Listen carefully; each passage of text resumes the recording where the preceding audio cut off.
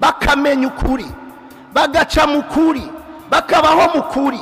Burya rero abantu bakurikirana iby'isi, abantu b'iy'isi hagati yabo barazi ingene bakora ibintu hagati yabo kugira ngo bafashanye, naho bitoba bitunganye.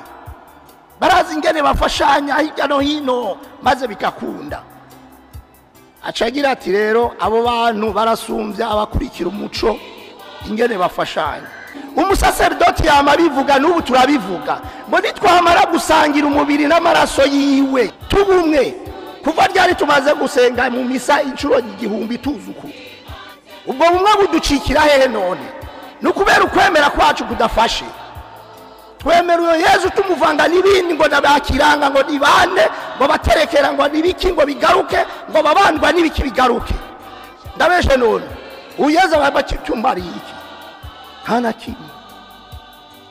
Nimo murye ngo mumurye mu Kirundi umuntu ahubwo ati urya randiye, aho vuze ikintu gikomeye. None rero natwe dukenyera tuze kwa Yesu tumurye.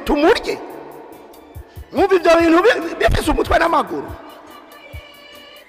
Tuje rero ashaka kutungira ubwo bumwe n'urukundo, hamaze rero dusangire kuri ivyo Imana iduha, tubisangire neza. Bavuga ngo umuntu ava he? Ijambo ry'Imana umuntu ava he? Rena sanza hatanandiswe Imana yaremye abantu ibigiruku ngo bamwamwe ku bwoko bwabo, nta namwe byanditse ibyo. Twemera ko Imana ahubwo hageze ku muntu yamuremye mu gashokayo n'ibiki kamwezagira gwira wuzura isi. Ubu natwayuzuye ngo bamwe bava hariya abandi bava hariya, nta muntu akimeye ko twese tuva mu Mana. Uramba barenda hejeje, ariko ibinyoma biragwiriye. Haleluya, haleluya. Imbuto n'ijambo ry'Imana, umuvye nawe ni Kristo. Umwemera wese azoramba myaka yose. Haleluya. Imura n'umukama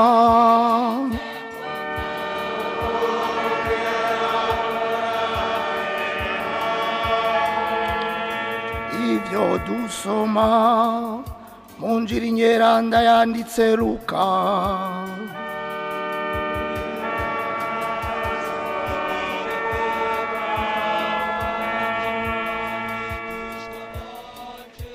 Umunsi umwe Yesu yabariye abigishwa biwe ati, habaye umuntu w'umutunzi yari afise umubwiriza. Uno rero baramumurega ko ngo aramusesagurira ibintu. Shebuja rero aramuhamagaza amubaza ati, mbega ivyo nkumva ko nibiki? Nyereka rero ingene wandinganirije ibintu, kuko kuva uyu munsi utagisubira gutegeka mu byanje. Uno mubwiriza nawe yiyumvira ati, mbe bane nza kubigenza gute ko databuja nkuye kuco nahora nkora? Nje kurima numva atamagara, gushera naho byontera isoni, ariko ndabonye noneho ingene nza kubigenza kugira ngo umunsi navuye mu gikorwa canje ndonke abazonsembereza. Ahamagara rero umwe mu bari bafitiye umwenda shebuja, abaza uwa mbere ati, databuja umufitiye umwenda ungana iki? Aramwishura ati, impange 100 z'amavuta. Uno mubwiriza nawe ati, fata ikete ryawe, icara wandike n'ingoga 50. Yongera abaza uwundi ati, weho umufitiye ibingana iki? Nawe ati, ibikemanyi 100 by'ingano. Nyamubwiriza amusubiza ati, akira ikete ryawe wandike 80. Shebuja rero atangazwa n'ubwenge uno mubwirizwa w'igisuma yagize, kuko abakwirikirana ivy'isi basumvya mu vyabo abakwirikirana umuco. Nanje rero ndabababwiye nti, iryo tunga ridatunganye rirondeza abagenzi, kugira ngo umunsi rizoba ribavuye ko babasembereze mu nsago zidashira. uzigama ibanga mu bitagoye azorizigama mu bigoye, urimena mu bitagoye ntazoreka kurimena no mu bigoye. None rero nimwaba mutazi gutunganya itunga ribi, ninde azobashinga itunga rya nyakuri? Nimwaba mutazi gutunganya iritari rwanyu, ninde azobaha iryanyu bwite? Ntawe ushobora gukorera ba shebuja babiri, kuko yokwanka umwe agakunda uwundi, canke yokwishimira umwe uwundi nawe akamunebagura. Niho rero mutoshobora gukorera Imana n'ifaranga. Twakire dushemeze ijambo ry'Imana.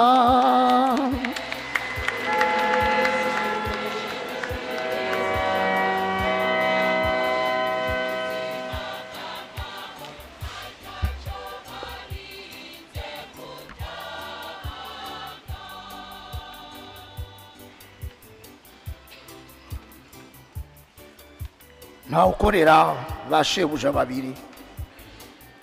Niho rero mutoshobora gukorera Imana n'ifaranga. Bavukanye tugire Kristo, tugire Kristo. Iri jambo Yezu ahereje ko ni byiza ko turizirikana dushimitse. Iri jambo novuga nti riza ryuzuza risozera ikintu kirekire Yezu yari ko ashaka ko abigishwa biwe bategera. None rero bavukanye murazi yuko iyo tutaronse mutima w'ubwenge bijanye n'ivyanditswe hari igihe tudashoka dutegera. None rero nimuze twambaze umutima mweranda adufashe kumvira ijambo, adufashe gushikanira ijambo mu buzima bwacu, mu buzima bw'abakristo. Ingoma na mutima mweranda inguzuza imitima bakwemera, gira ku rukundo bagufitiye gomera muri bo nk'umuriro waka. Tumuzirikanye wawe nta kitazoremo, uzuhindura n'isi. Dusabe Mana kwishe mugembwe bakwemera, umuco wa mutima mweranda, gira umuzirikanye wawe mwiza, tubashe gutegera ibyiza. Mamutubera umuhoza aduhimbara, iyo turaye gusaba ubwa Yezu Kristo umukama wacu. Bavukanye nkuko nako ndabivuga mukanya, Yezu ati nta ushobora gukorera bashebuja babiri. Akacagira ati niho rero mutoshobora, niho rero mwebwe mutoshobora gukorera Imana n'ifaranga. Kugira ngo dutegere neza rino jambo, duhindukize ubwenge turabe ivyo tubamwo, ivyo tubayemwo. Mbere nogira ni umuhanuzi Amosi atwibutsa byabaye no mu gihe ciwe, nuko abantu bitwararitse ibintu byo bazanira inyungu, batitwararitse abantu nk'umuntu, bitwararitse ibintu. No havangira ni bitwararitse ico iryo faranga riza rishimikiyeko, kuko twumvise ingene biruka, ingene barindira ko isabati hava, barindira ko iboneka ry'ukwezi rihava kugira bikorere ivyo bikorwa. Iri jambo rero riza ritwereka ingene abantu n'umutima w'abantu ingene umeze, udafatiye gusa ku bihe babayemo, mugabo ku bihe byose. No muri kino gihe turimo hariho abameze gutyo. Bere no havangira nti tumeze gutyo ku rugero rutangana, kubera yuko umwe wese abashaka kwiruka n'ibintu, hanyuma bigaca bituremera, bigaca bitugora ingene tubigarukana ku murongo. Iri jambo rero Yezu atubwira uno munsi ashaka ko tugarukana ibintu ku murongo, atandukanya neza, atwereka umuco w'ico twokwihutira nyabona gukora. Bino rero ndabivuge mu ntambuko zibiri. Nuko intambuko ya mbere twobanza tukaraba ico Paulo adushikiriza aho yandikira umukunzi wiwe Timote, kubera yuko aramukebura, amukebuye ku kintu duhava tugaruka ko rero muri Yezu byacu cumve neza. Amusabye ko boraba ingene baza baratunganya neza ibyo gusenga, ibyo gusabira abantu, ibyo kubana, kugira ngo basabira abantu bose, bahera ko asabira abantu bose. Hamakaza kuvuga ngo bakuru abami n'ibiki, mugagagiye ati dusabira abantu bose. Gusabira abantu bose nuko abantu naho twisanze kuri ino si hari igituma turiho, hari igituma turiho nuko twaremwe. Akagerageza rero kumubwira yuko no kumwereka yuko muri urwo rwinshi rw'abantu harimo abo bami abakuru, bikwiriye ko tubasabira kugira iki, kugira ngo tubeho mu mutekano, tubeho dutekanye twese, atamuntu ko ariruka hirya no hino. Mugo murabona yuko bimwe bimwe agiye bitunanira kubera aho dushikana ubwenge, tugaheza tugashaka kwicishiriza mu mayira yacu. Aha rero haraza akantu akebura, araza akantu akebura ati burya ico gisabisho nico gihimbaye, kuko uwo tugiha, iyo Mana tugiha ishaka ko abantu bose bakira, abantu bose bagashikira ukuri, bakamenya ukuri, bagaca mu kuri, bakabaho mu kuri. Niryo ryanditse agace gihatereka Imana ni imwe, Imana ni imwe. Egome aha mbere ndi ngaha, igituma niko ndashimika cyane kuri iki kintu nuko egome turemeza hamwe hamwe ko Imana ari imwe, ariko mugiye kuraba ingene tubyifatamwo, je waho ngeza kuri kubyiyumvira nasanze harimo akantu kadatomoye. Aha Yezu avuga Imana ni faranga, mu zindi ndimi bamwe aho handi bariho ibimana bitira ngo ikimana cibi, ikimana cibi. Aha bavuga ikimana c'ifaranga, mamo cyari ikimana c'ifaranga. Nukuvuga nta ukore abashebuja babiri ko Yezu yamaze kuvuga, nukuvuga ko inyuma y'iryo faranga hari ikindi kintu. Kandi uyu Paulo mu guhanura Timote mu minsi heze mwarumvise ibyo yatuyagiye, ko hariho abantu Imana yabo bayigize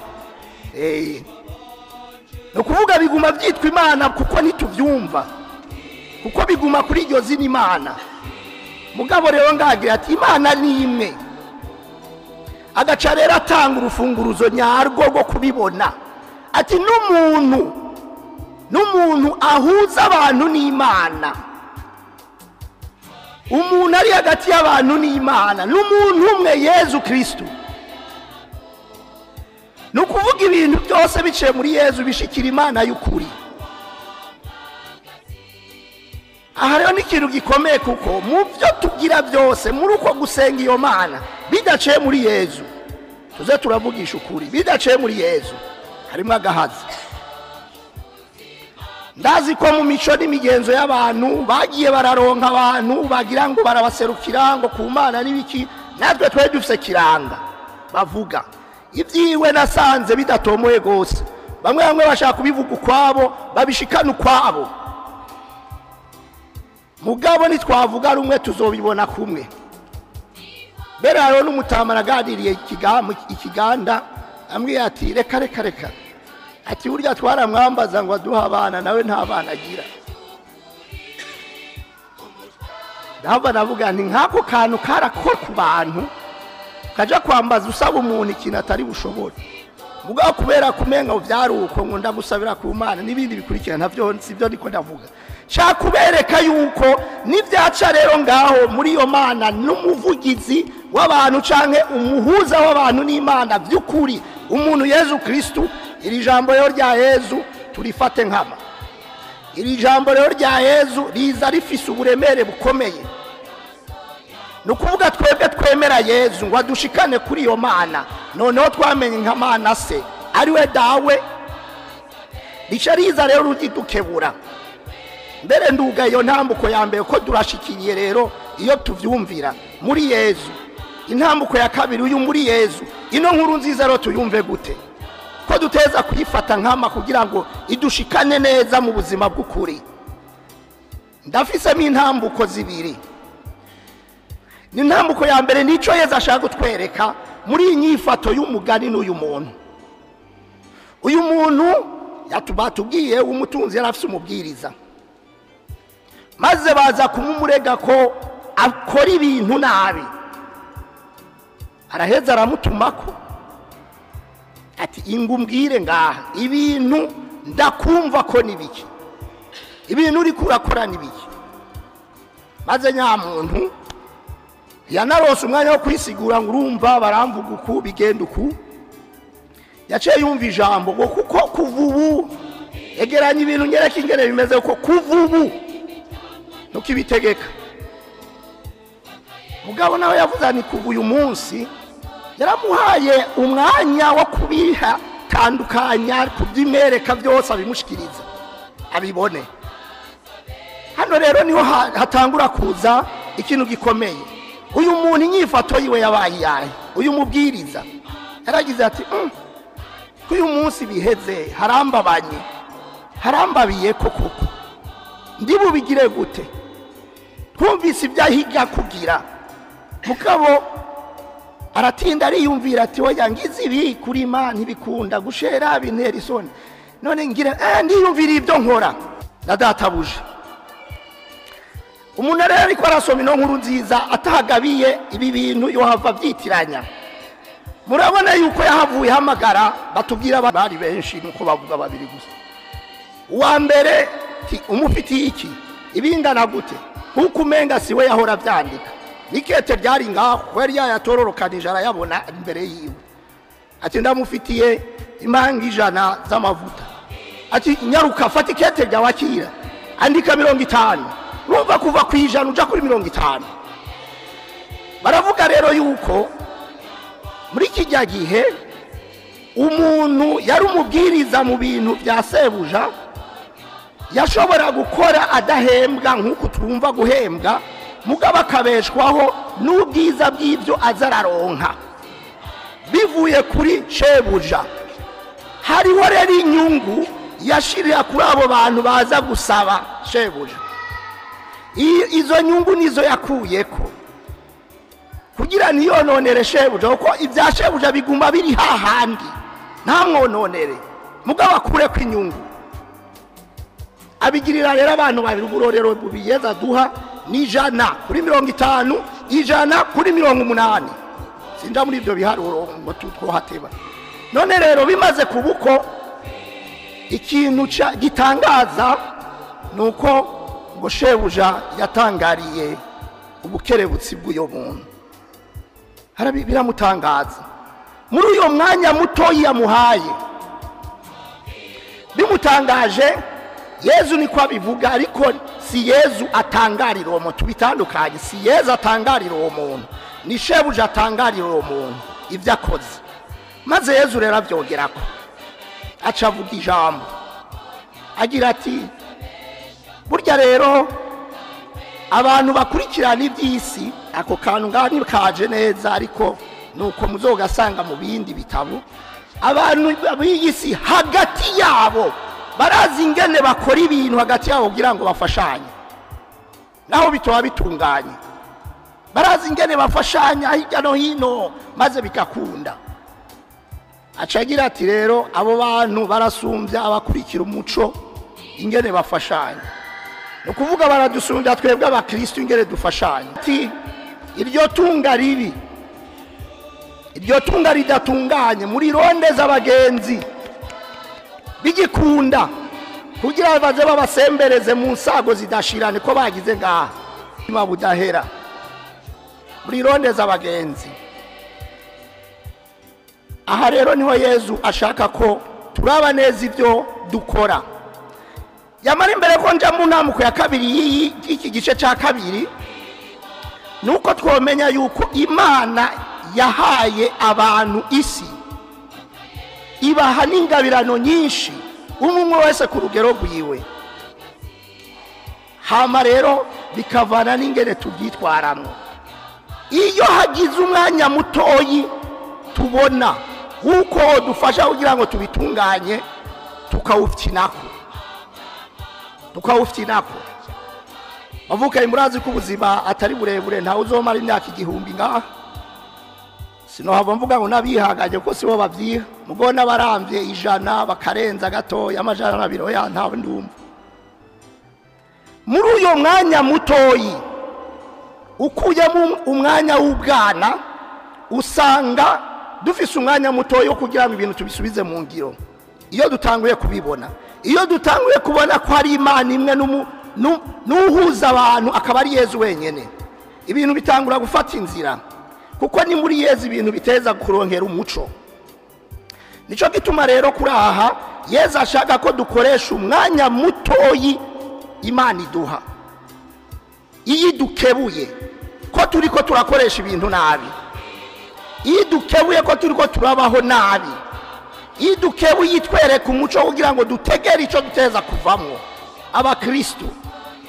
Murabe ingene ejo twe duhimbawe n'umwungere wacu akatubwira amajambo akomeye akanatwibutsa icivugo cyo gukomeza eklezia y'umuryango mu kugira iki, mu kugira ubumwe n'urukundo. Ibyo gusangira biza mu ubumwe n'urukundo byatanguye kuza, mugabo ubumwe n'urukundo burya turabifise. Turazi ingene bigenda kugira ngo twumve ubwo bumwe, nuko ari Yezu yabutwungiye, nuko tuva muri Yezu kubera se yadushatse kubera abana muri Yezu. Aho niho hari ubumwe bukomeye, dusangiye ugupfa no gukira muri Yezu. Mugabo uyo Yezu ataje ngo abidufashe, tuguma turi babani ngo bariya ni bariya. Ubwo bumwe nawo mwana bazorara babukurikira ntibazobushikira. Iyo tuje duhurira ngaha mu Ukaristiya ni imwe, dusangira umubiri umwe wa Yezu, ngo ducike umubiri umwe. Umusaserdoti yama bivuga n'ubu turabivuga ngo nitwamara gusangira umubiri n'amaraso yiwe tubumwe. Kuva ryari tumaze gusenga mu misa incuro 1000 tuzuku, ubwo bumwe buducikira hehe none? Nukubera ukwemera kwacu kudafashe. Twemera uyo Yezu tumuvanga n'ibindi ngo nabakiranga ngo nibane ngo baterekera ngo nibiki ngo bigaruke ngo babandwa nibiki bigaruke. Ndabeshe none uyezu abacicumbari iki nta na kimwe bica bigorana. None rero tuje kurya mumenye wa muje kurya nimo murye ngo mumurye. Mu Kirundi umuntu ahubwo ati urya arandiye, aho vuze ikintu gikomeye. None rero natwe dukenyere tuze kwa Yezu tumurye. Mwumva ibyo bintu bifise umutwe n'amaguru. Tuje rero ashaka kutungira ubwo bumwe n'urukundo, hamaze rero dusangire kuri ivyo Imana iduha, tubisangire neza. Ubugira kabiri ari bwo bwa nyuma, ico Yezu ashaka ko twumva aciye kuri uyu muntu nuko gukerebuka. Mu gukerebuka no kuvuga kugira no bavuga mu Gifaransa l'esprit de créativité. Ugukerebuka kugira ngo ivyo bintu tubishikire, kugira ngo dushikire ico Yezu ashaka ko tubona iyo Mana y'ukuri. Remura niyumvira nti none ko yatubwiye uduhe ibyo kurya bidukuye umunsi nyene turonde iryo farani n'ibiki n'ibindi nitwabisaba, mugabo tuzi ko turabana biwe yo bitwima. Mugabo tumaze kumubangikanya biragoye. Ugukerebuka rero nukwemera ko iryo jambo ndarigira gwanje ndaryemera nkaribamwo. Niho rero twoca dusubira inyuma tukaraba Paulo ariko araduhanura ati nimwumva ko ivyo bintu koko bikenewe, sabira abantu bose bavyumve, sabira abantu bose bace muri iyo nzira. Duhere no kubami no kubakuru nibiki tubasabira ivyo bintu tuvyumve, kuko tutavyumvise biduca mu myanya y'intoki. None rero bavukanye Yezu ati nta ushobora gukorera bashebuja babiri. Ubu turumvise Imana y'ukuri dutereza gukorera, idusaba no gukerebuka muri ivyo bintu.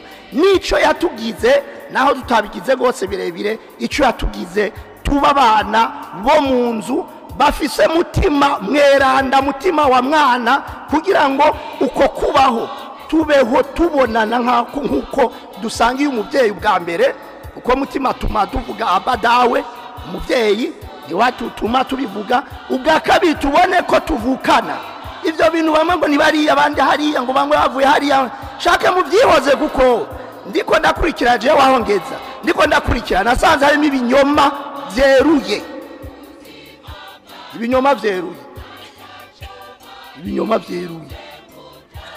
mvuge kimwe ibinyoma vyeruye mvuge kimwe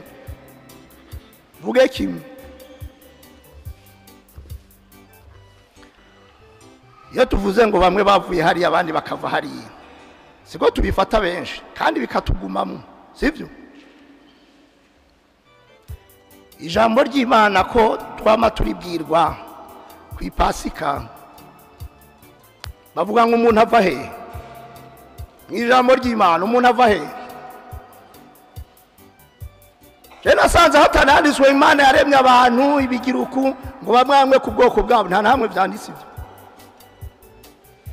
twemera ko Imana ahubwo hageze ku muntu yamuremye mu gashokayo nibiki kamwezagira gwira wuzura isi ubu twayuzuye ngo bamwe bava hariya abandi bava hariya nta muntu akimenya ko twese tuva mu Mana uramba barenda hejeje ariko ibinyoma biragwiriye uyimana rero y'ukuri muri Yesu twe twamenye tukaba twemera by'ukuri nidukurikire kubona ntawe ushobora gukorera bashebuja babiri urakunda umuntu ukamunebagura cyangwa ukagamburukira umwugundi noneho twe tugamburukire data twamenye muri Yesu kuko niwe yatumye twitwa abakristo nka Kristo umwana wiwe maze tumusaba duhezagire tumusaba ducyorore tumusaba tumurikire tumusabe kugira ngo dukurikire ukukuri kuko Imana nimwe ishaka abantu bamenya ukuri bose bakire uko kuri ni Yesu Kristo watugira abazima none umukama bampezagirire kandi abafashe kubona umuco amen.